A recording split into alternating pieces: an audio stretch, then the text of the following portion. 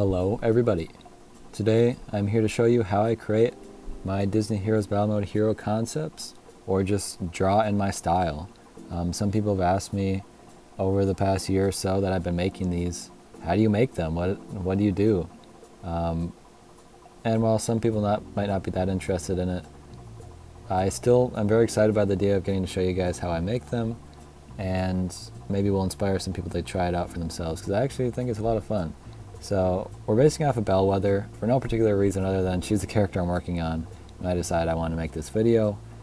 And I do actually think that her design turned out pretty good, and is actually pretty accurate to a lot of the other characters I've created, so I think it works out well in that regard as well.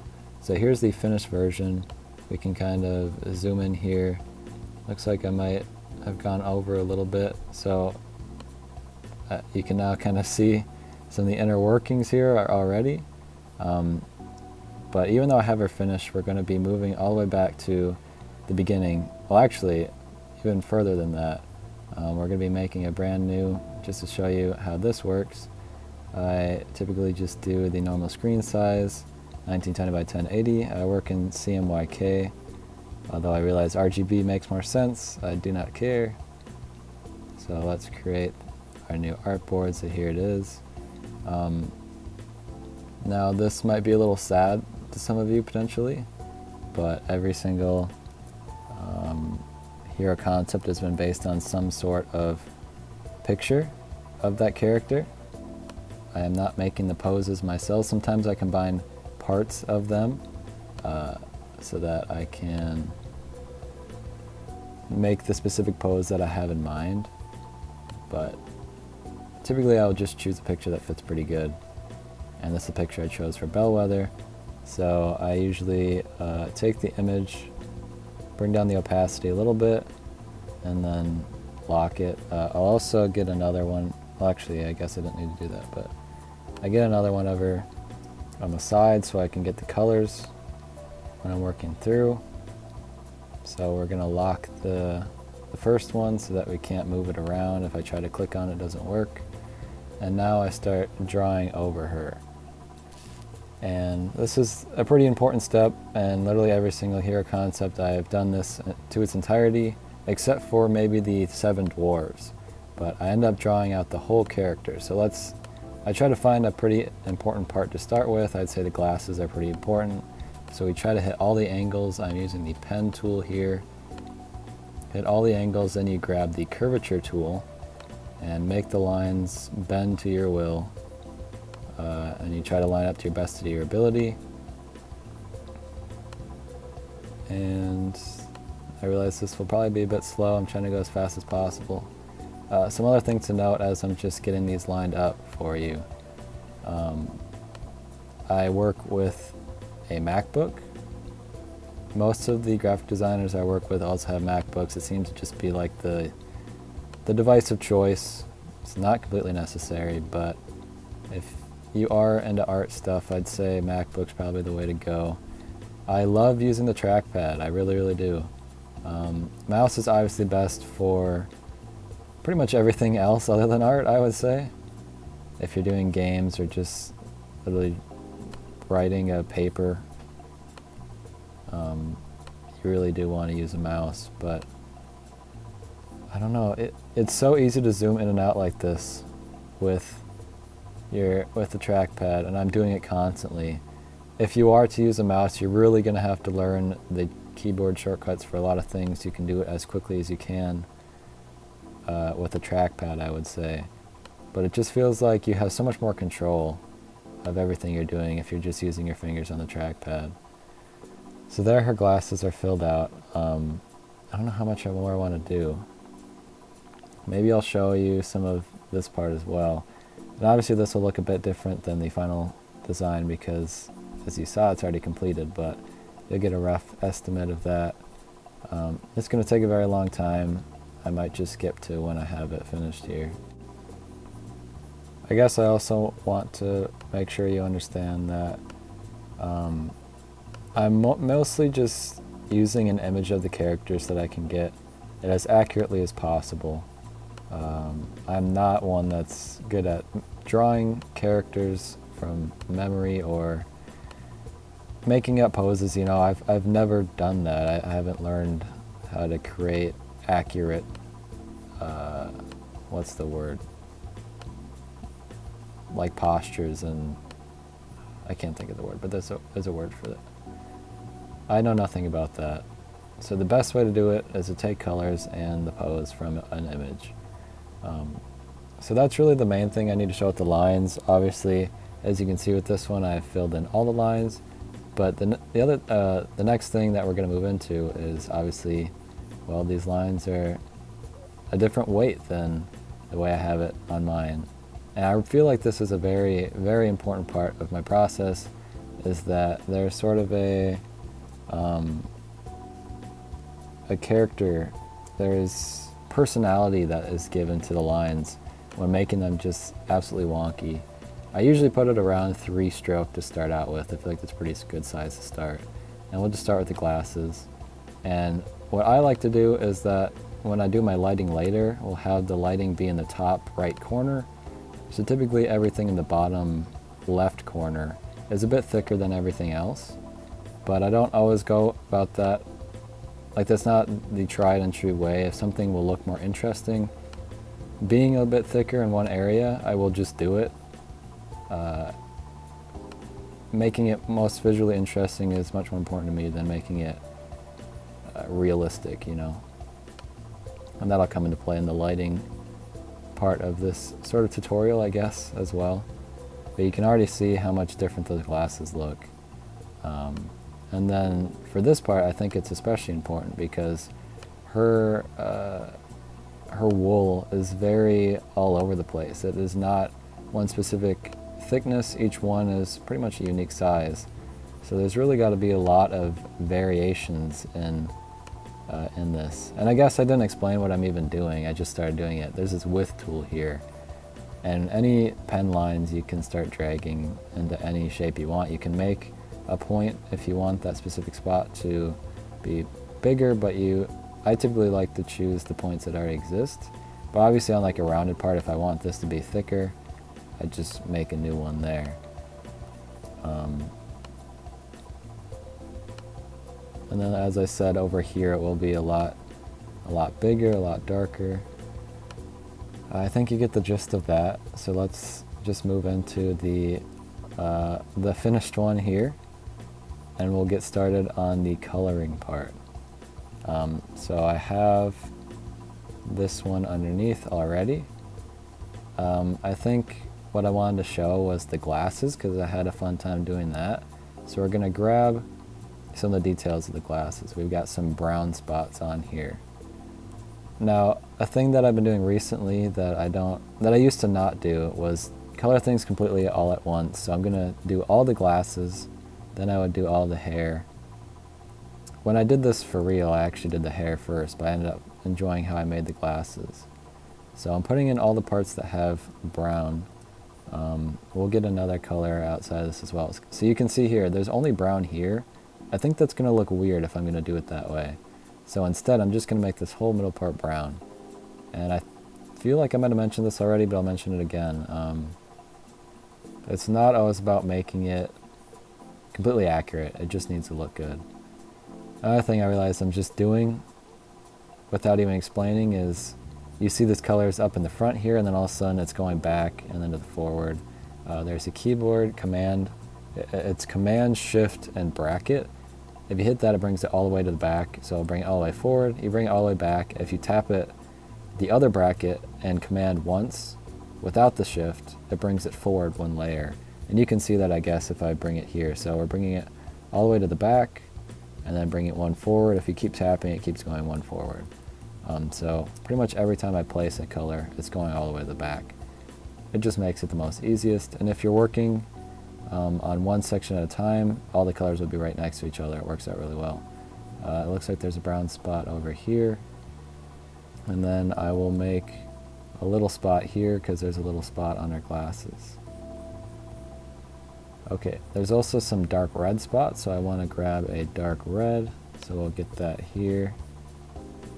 And then go through and get all the dark red spots. And coloring is definitely going to take up the most time if you're coloring this way, or if you're making anything in this way. I really enjoy putting on the lines, and then I usually end up procrastinating the coloring aspect.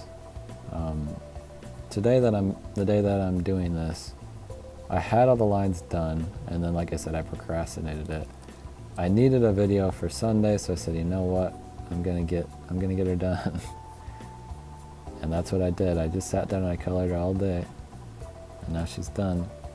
And this will be coming out after I do the concept, but I think I'm also going to make this part dark red since it's in the background. It should be shaded a little bit. Whoops. Sometimes that happens and it's very annoying. So the main thing to note about me placing down the lines first and not just hitting like fill on them, like I could just take the shape right here and just hit fill with white, and bam, it's all white. The reason you don't want to do that is because then if you're going to put any lighting on this side or any shading on this side, it's going to overlap with the line that you already have. So if you just put everything behind the line, you're not going to have a problem doing the shading and the coloring. That's just something I kind of figured out that I wanted to do with my stuff. Like I've never watched any tutorials on how to make anything in Adobe Illustrator, which I probably should have mentioned at the beginning of the video. I am currently working in Adobe Illustrator. I feel like this has been not a great tutorial on how to do anything, but it does say Adobe Illustrator up there, so hopefully they got the gist of that. So now that we have all the details that we want on there, I can take the main color of the glasses here. I should also say that you don't always need to get the color from the character themselves. If you have an idea for what you want the color to be and it's not exactly the one that you're getting from the character, just make up your own color. It really doesn't matter. So now we're going to have to get all the glasses here. I forget, did I do this? Oh yeah, I left it for this one. Shoot.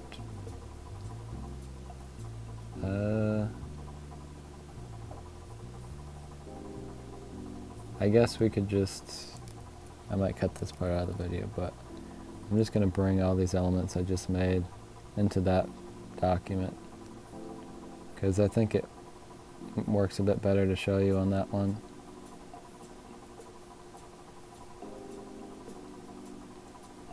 And then you can also see some of the other details I made. Oh, I also had done this for the thumbnail, but I have all of these lines on here too. Those are the details for her fur. It was kind of just an idea I had. I didn't know if it would end up working out, but I actually quite like how it looks. I think it's a pretty good way to detail it. So let's place those glasses stuff now. Just gonna have to line it up with what looks right, and then put it all the way to the back. Alright, so we're gonna have to get the color again, bit of a lighter color. Now let's come back here. Now the reason I want to do it on this one is because right now I've laid down all of the hair around here and all of the face. So a really nice kind of like magic trick almost that I'm about to show you is that I don't have to be precise except for on this outer edge here. So we just bring it in close, make sure I get behind those black lines at all times, and then all the glasses are filled up. I bring it all the way to the back and bam, I've filled it all in. But now you see a bit of a trouble here. I need this part to be clear. So we're gonna have to change it up a bit. And there's probably a few different ways you could fix this problem. I think maybe the simplest way to do so is to just get rid of that part of the glasses. Leave it all filled in otherwise. Make a new coloring part. Fill all of this in. And we only need to bring it down to about there. And then just bring that to the back. And there we go, we've completed the glasses. So another big part of this is the shading, which you can see I've gotten the color for the shading of the skin tone right here. The way I got that was I got the skin tone from her here, and instead of trying to choose a dark part on her body, I simply just bring this over to here. I click on a new swatch, and then I just bring the darkest, like if you bring it all the way, that's just black. So I bring up this a little bit till it looks about right. And then there it is. You can see that's a little bit lighter than the other one. And now shading, as I mentioned before, I usually have my light source be up in this corner, so everything back here would be a bit darker. Honestly, this should be a bit darker as well, but that's fine. Let's do like the ear. So let's grab this color and fill in the ear here. Just getting it all filled with this. And bring it behind. Then we get our shading color. I would say down at this bottom area is where it should be shaded. So just bring that in, bring it above that. You can see it kind of went off of that a little bit, so I just dragged that down. Now it's covered. I also want this to be rounded as well, so drag that down and now it's round. We also need this to be shaded because her hair should be coming over that ear a little bit. So we're gonna make some points and go like that. Bring it behind and then bring it up a few so it's in front of that lighter pink, and then make the little bubbles. And there's that. So that's one of the ears done. I think that's really the basics of the coloring.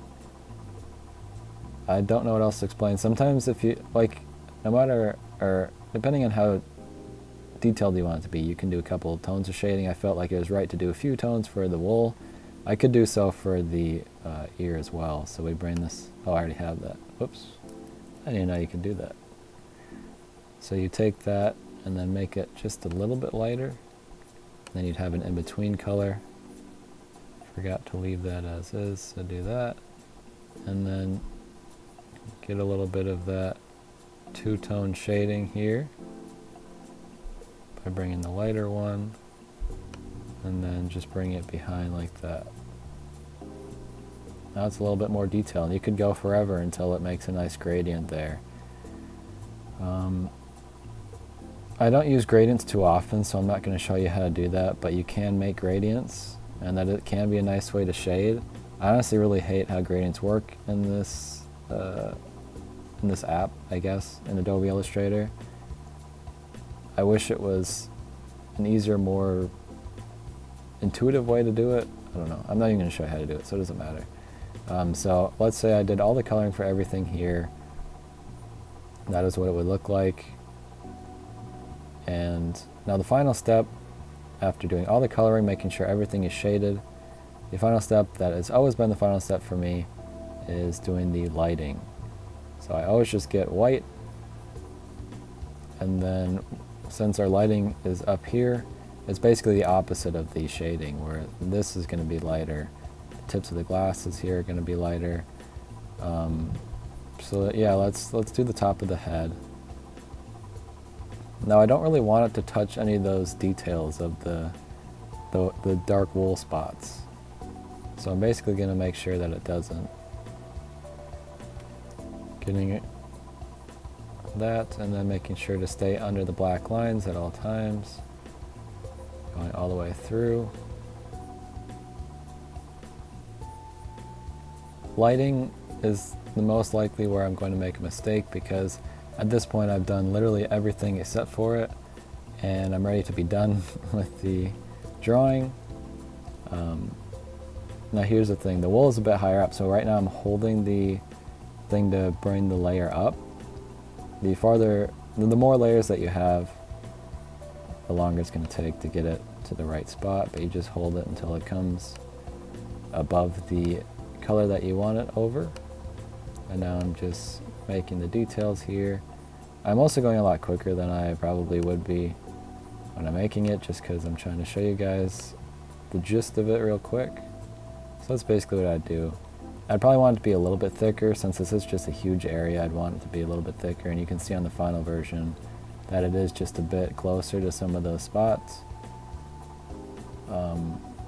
And then the glasses would be another important part. And always the sad part about lighting is that it's going to cover up some of your cool details. Like I really do end up liking how the glasses look. And I think this side looks pretty good, but a lot of it's going to get covered up by this white here. And sometimes, like on the Iron Man one, I remember, I spent a lot of time on some details that you just don't even end up seeing because I covered up with a light spot. So you just wait for it to cover all the spots you need to cover. And there's that. I think another thing to note is that sometimes I make a little spot on places that maybe don't even make sense to have color, or the light source, like the light probably isn't going to hit that. But I feel like it would be a bit bare to not. So I will sometimes just put a little spot over here in places that, like I said, it doesn't really make sense for there to be light here, but it feels empty, and it feels like it would look a bit nicer if it had this. Another thing about my hero concepts in particular is I always have this really dark blue background, and some spots almost get lost if they don't have the lighting. So like this shirt color is pretty close to the color of the background, so it is pretty important to get some spots on there so that you can see it. But on this side you don't have it at all, so you almost lose the side of her arm in a way, because the black is also pretty close to that color. Depends on how bright your screen is, I guess.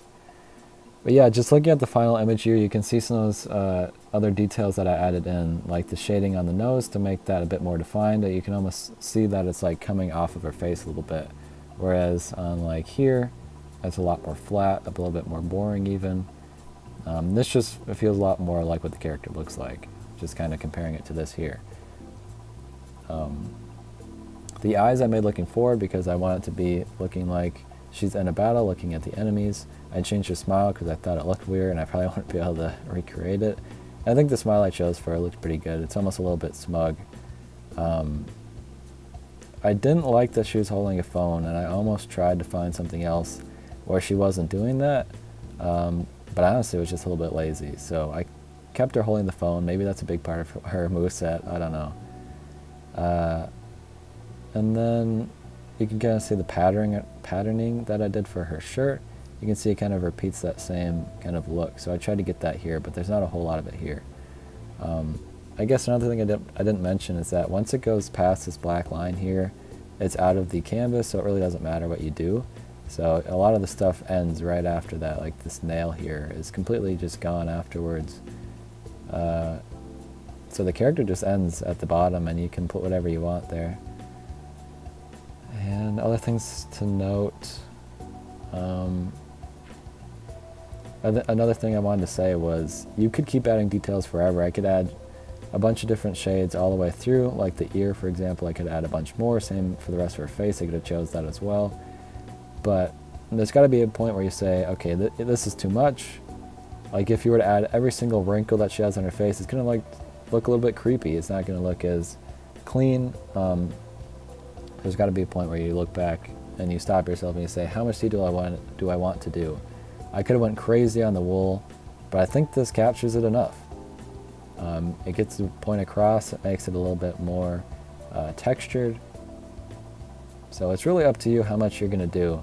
There's so many different details on the actual model that aren't represented here that you could spend forever trying to add, when something like this is probably good enough.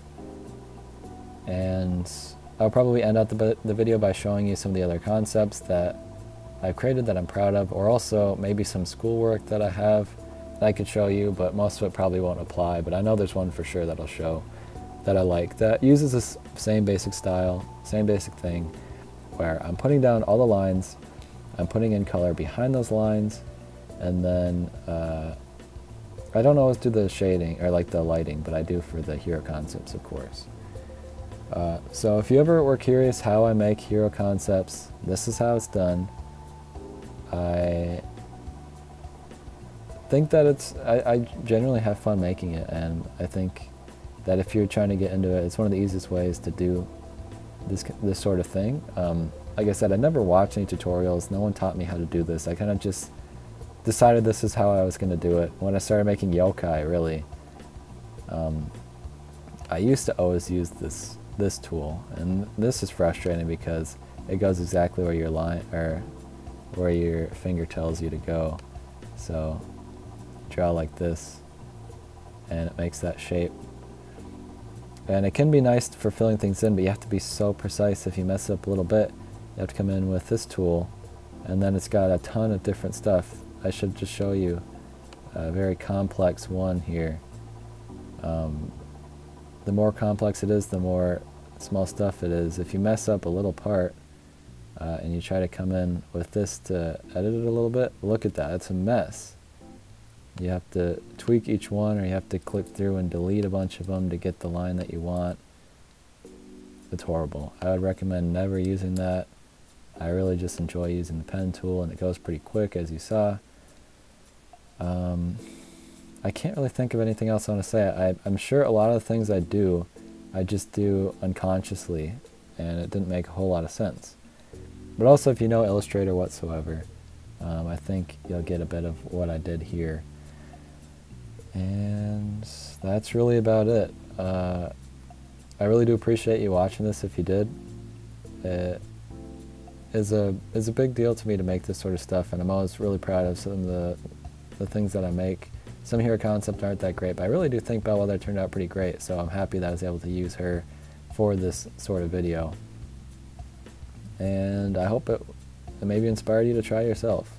If you ever make anything and you want to show me, leave it in the comments. However you can share it with me. If you just put it on like Imgur or Reddit or Twitter or something, I will definitely look at it. I would love to see what you guys come up with. We should all be making hero concepts, I think. And if you're that interested in it, why not try it? But Illustrator can be expensive. I get it free for school, but keep that in mind as well. Thanks for watching. I will see you soon. Goodbye.